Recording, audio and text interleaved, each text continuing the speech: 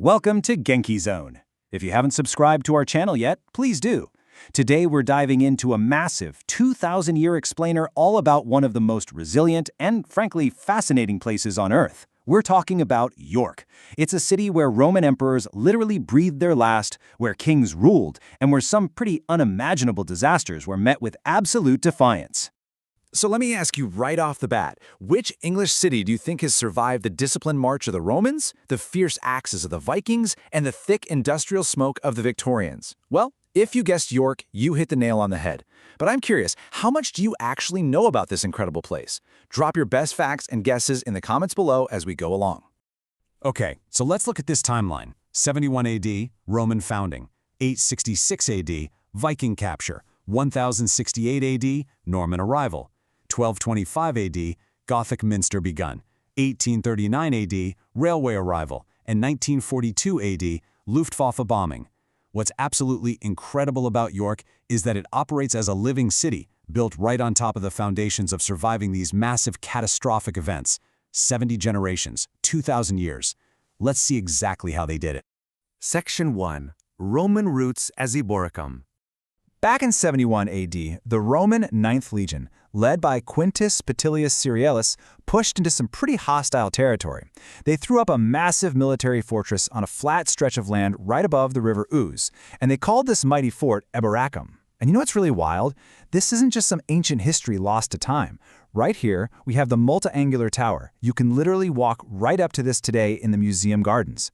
It was likely built under Emperor Septimius Severus. See the lower part with those small stones? That is original Roman masonry, almost 2 millennia old. The upper part with the larger blocks, that's medieval. It just perfectly captures how York's modern layers are resting right on top of its ancient Roman roots. Now, Eboracum wasn't just some basic run-of-the-mill outpost. It was a cosmopolitan powerhouse. It was the capital of Britannia Inferior. Just look at the immense imperial weight this place held. Emperor Septimius Severus ran the entire Roman Empire from here before he died in York in 211 AD. Fast forward nearly a century, and Emperor Constantius Chlorus died here too in 306 AD. And arguably the most famous of all, Constantine the Great was actually declared emperor right here in Eboracum, also in 306 AD. The fate of the entire Western world was literally being dictated from northern England. How crazy is that? Section 2. The Viking capital, Jorvik. So, by 866 AD, the Romans were long gone, and the Anglo-Saxons were running things. But then, out of the dark waters of the North Sea, came the great heathen army. And in pre-dawn attack, the Vikings didn't just plunder the city, they completely claimed it. This was a massive shift. We go from Eboracum, which was this strict, geometric Roman military fortress, to Jorvik, a booming Viking trading capital. The Vikings rebuilt the city into a huge international hub, connecting Scandinavia, Dublin, and way beyond. Actually, archaeological digs at Coppergate in the 1970s showed that up to 10,000 people lived here at its peak.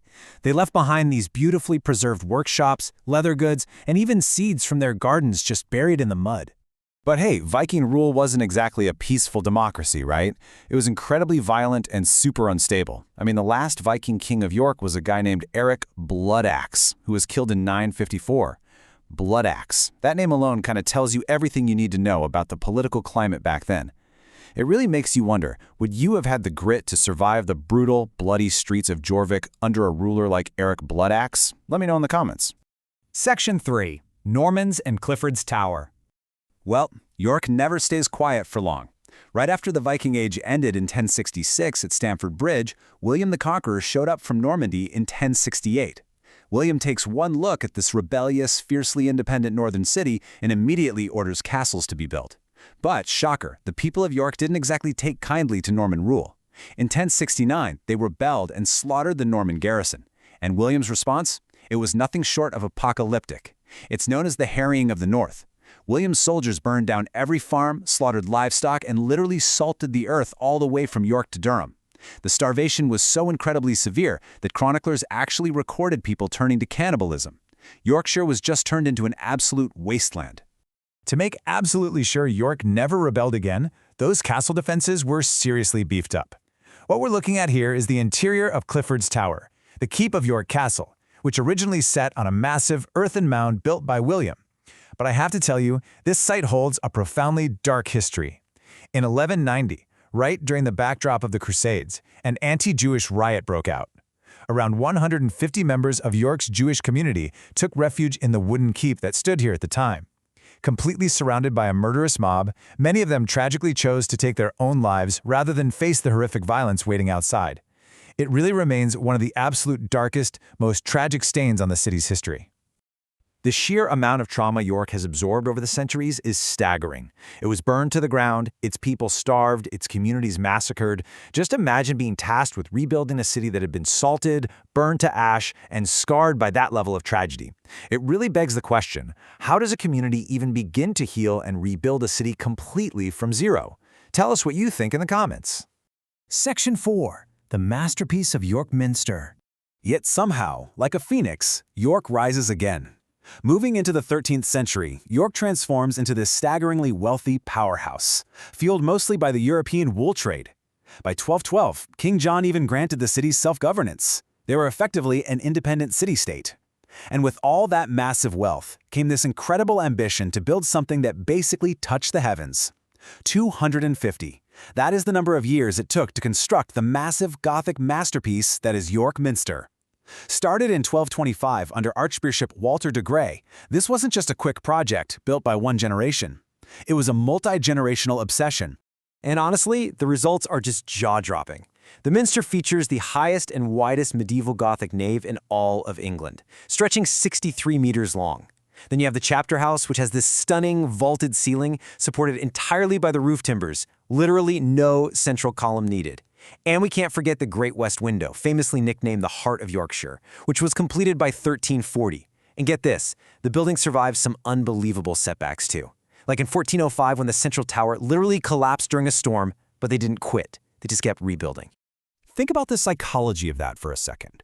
Masons and architects began work on walls they knew they would never ever see finished. Their grandchildren wouldn't even see it finished. Could you commit your life's work to a 250-year construction project? Drop your answer in the chat. It really demands a profound level of respect for the sheer dedication of those medieval craftsmen. Section 5. George Hudson's Railway Revolution. So, after all that, York had kind of settled into a quiet, somewhat isolated Georgian existence. But then, the Victorian era came along and violently woke the city up. Enter George Hudson, the railway king. Hudson had this grand vision to make York the absolute hub of a new iron-wrought empire. Just look at this incredible clash of eras. Mighty Victorian steam trains from 1839 puffing their way right alongside those ancient stone medieval walls.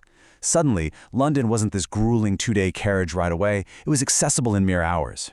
Massive railway workshops opened up, employing thousands of people. The population surged.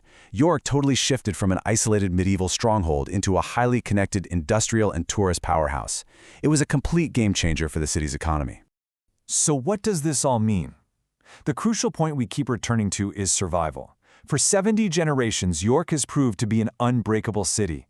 I mean, we didn't even have time in this explainer to deeply cover the 1349 Black Death, which wiped out up to half the city's population, or the brutal executions of political rebels like Archbishop Scrope in 1405 and the Jacobites in 1745. Even in the 20th century, the city endured the terrifying 1942 Luftwaffe bombings, where huge chunks of the city were reduced to smoking ruins. Yet every single time without fail, York rebuilt. York endured. From the discipline of the Roman legions to the Viking longships, from the soaring arches of the Minster to the steam-powered revolution of the Victorians, York is a true testament to human resilience and ingenuity. It is quite literally a living history book. So as we wrap up this explainer, I want to leave you with this final thought. If you could time travel to just one of York's eras, Roman Eboracum, Viking Jorvik, medieval York, or the Victorian railway boom, which would you choose? Comment below, I absolutely can't wait to read your choices. Thanks for joining me on this incredible journey.